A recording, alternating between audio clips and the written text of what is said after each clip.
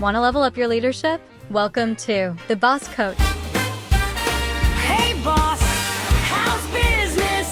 Patrick got me talking in metrics. Hey boss, how's business? I'm the boss coach of my own moves. Hey babe! Man, those gals can sing. They're like the Andrews sisters mixed with the Spice Girls. Maybe? Okay, maybe not.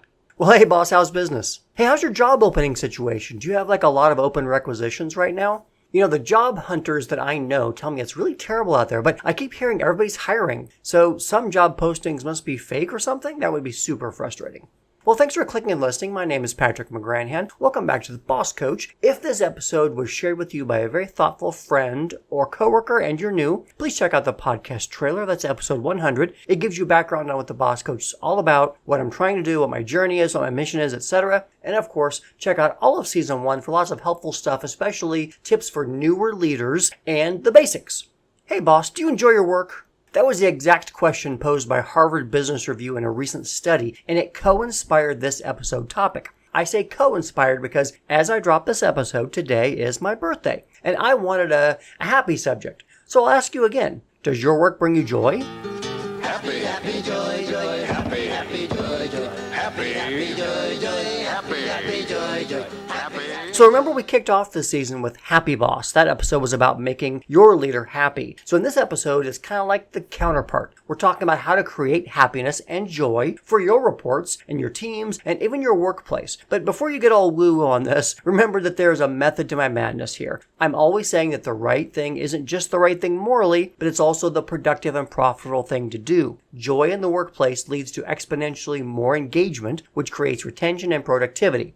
Harvard Business Review also says that leaders vastly underestimate the value of joy. And their research found a 25% increase in productivity in employees who enjoyed their work, which was their original question in the first place. High joy employees also deliver better customer experience, and that's reflected in higher net promoter scores, client satisfaction scores, and, all the outcomes leaders care most about. But a Gallup poll shows only 32% are engaged, with 18% actively disengaged in the workforce. So there's a gap there, boss. Quantum Workplace says that the top driver of engagement and joy is leadership. Not just the individual contributors, not the executive team, not HR. You, boss, are the joy maker. So let's talk about how to bring the happy so you can drive results and, frankly, be the gal or guy everybody's happy to see. Now let's first define exactly what joy is in the workplace. It's not skipping and jumping around, holding hands and having a drum circle or any kind of choreographed dance number or something goofy. I used to have something very simple. It was the smile test. When I was working in the coffee business, every time I walked in the front door to come in to do my shift and the employees saw me, if they smiled, that means I was doing well. It means they were happy. They were happy to see me. And if they didn't, I knew I had to work on something. So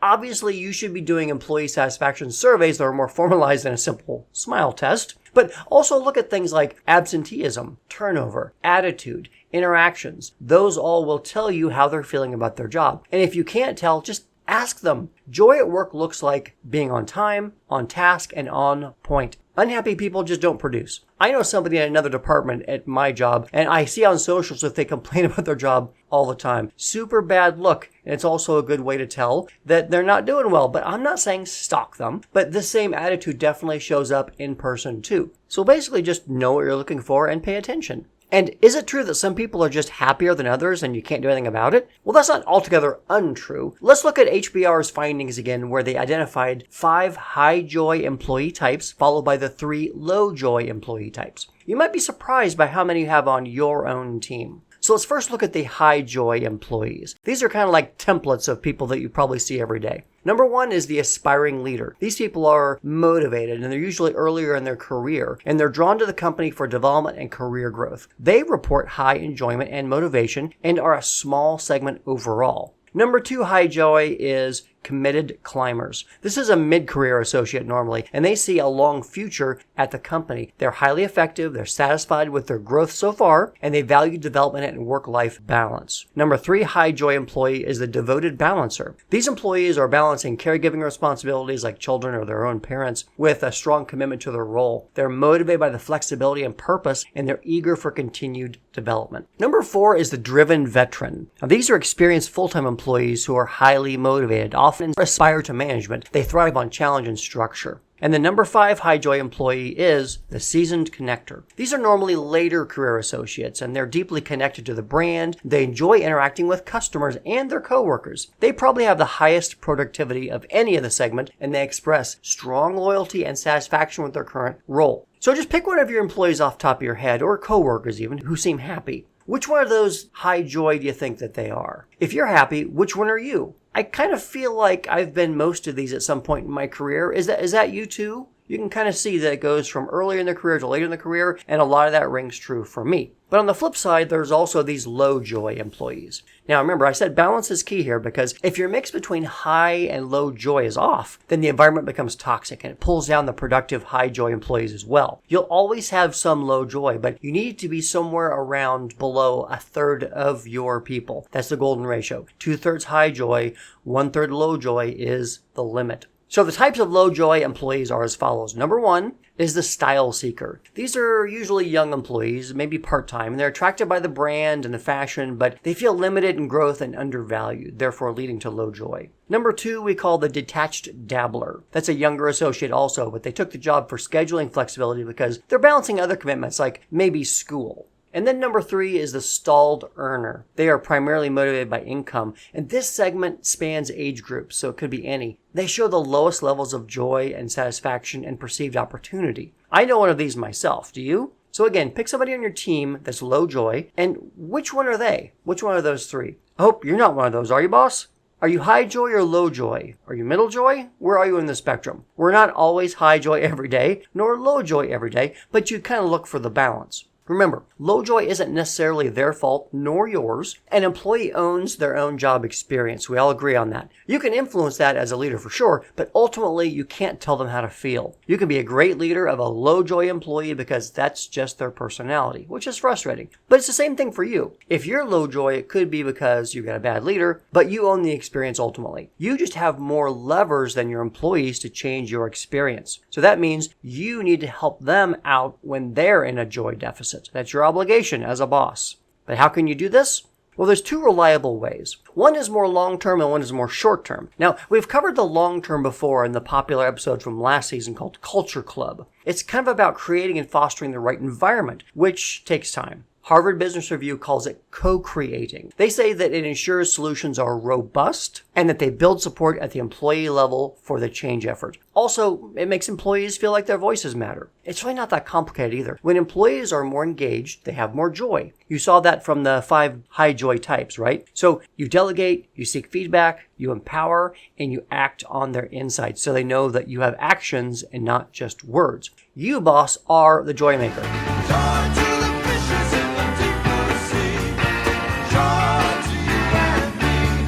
But what about some shorter term small things you can do to jumpstart the joy? It's not a pizza party, boss. Well, not exactly. Culture's not a pizza party, but pizza does give me joy. Hey, do you have a Rosati's pizza where you are? Man, that's good. That sounds good right now. Anyway, so the e-signature company called DocuSign identified 7 low budget, small, easy things leaders can do to raise the joy level short term while you build a better long-term culture of joy. Number 1, celebrate special occasions. That's an easy one. 82% of employees just want to be seen as people and not employees. And honoring human events is what helps this. We're talking birthdays, anniversaries, babies, adoptions, weddings, pets, etc. I like to send an email out to the entire extended group team and upper leadership whenever anybody has an anniversary or birthday. And it's not just happy birthday, happy anniversary. I put in facts about the date or anything important about the number, milestone that they got to. Whatever, it doesn't really matter. They just want to know someone put some thought into recognizing them and then it made a difference. And that gives joy. Number 2 is organizing volunteer days. So I know this may sound played out, but 42% of Gen Z favor this and other things that give more meaning to their job. Things like Habitat for Humanity, food banks, etc. My daughter-in-law Maggie just did this last week. Went to a team building event with her finance company, and it really does not only build homes, but builds purpose. And purpose is joy.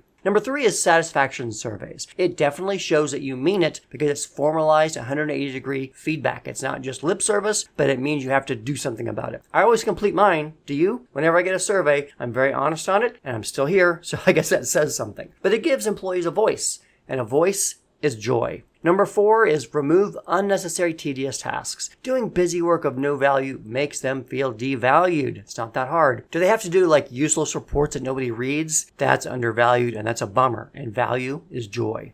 Number 5 is have spontaneous fun. I feel you bristling, boss. Hang on, I don't mean like cringy, forced fun stuff. I mean real, relevant, welcome distractions. My office has a dartboard, a ping pong table, shuffleboard, putting green, etc. Little things like playing catch, play cards, get a board game, etc. Staff meetings on my team start with games like trivia or other online multiplayer activities and experiences. It's a lot of fun. We even found Cards Against Humanity online. And once in my office when we were all in person, we did an afternoon matinee where we put on a movie on the big screen in the main room, and then everybody came in with their laptops and did their afternoon work while watching a movie and having snacks. It was so much fun. It doesn't really take that much, but fun creates joy. Number 6, simplify their work. I see you bristling again. I don't mean eliminate their jobs with AI. I mean automate that monotonous busy work and fix the buggy platforms that add friction. Do any of your systems have buggy workaround situations that frustrate people? Of course they do. So fix those. Making things simple creates joy. And finally, number 7, recognize wins. Mention wins of all sizes in staff meetings,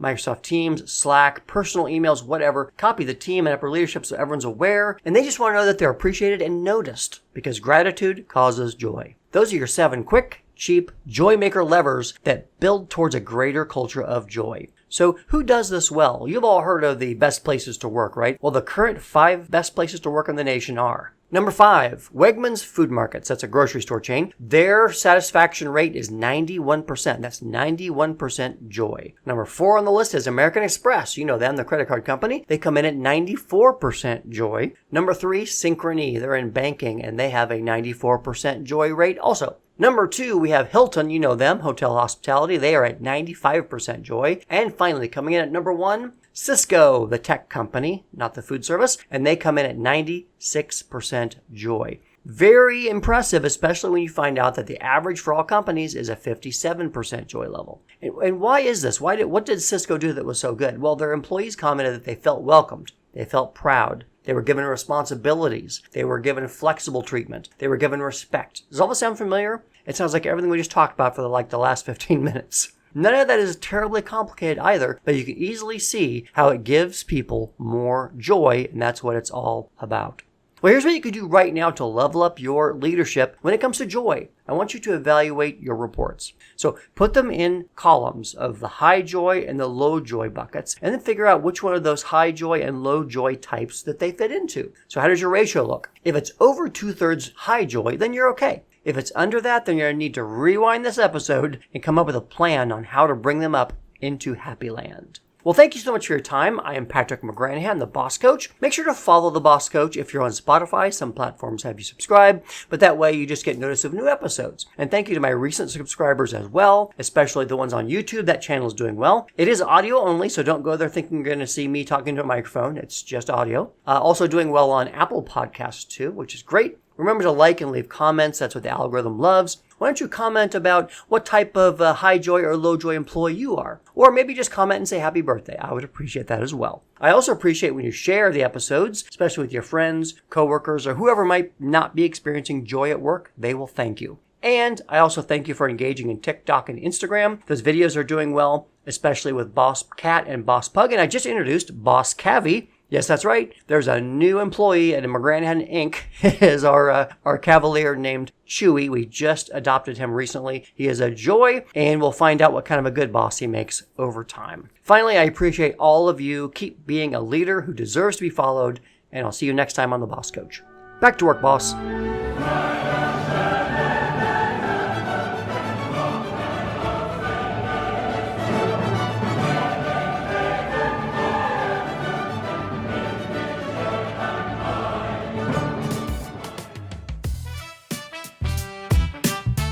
Thank you for joining us today for The Boss Coach, hosted by Patrick McGranahan. We'd also like to thank our associate producer, Hannah, and consulting contributor, Stephanie. Original music provided by Sono AI Studio. All statements and opinions by our host and guests are solely their own observations and may not reflect those of their contemporaries or employers. Please check out other episodes of The Boss Coach for more valuable opportunities to level up your leadership. Until next time, I am your announcer, Ava. Have a great day, and as always, lead with your heart.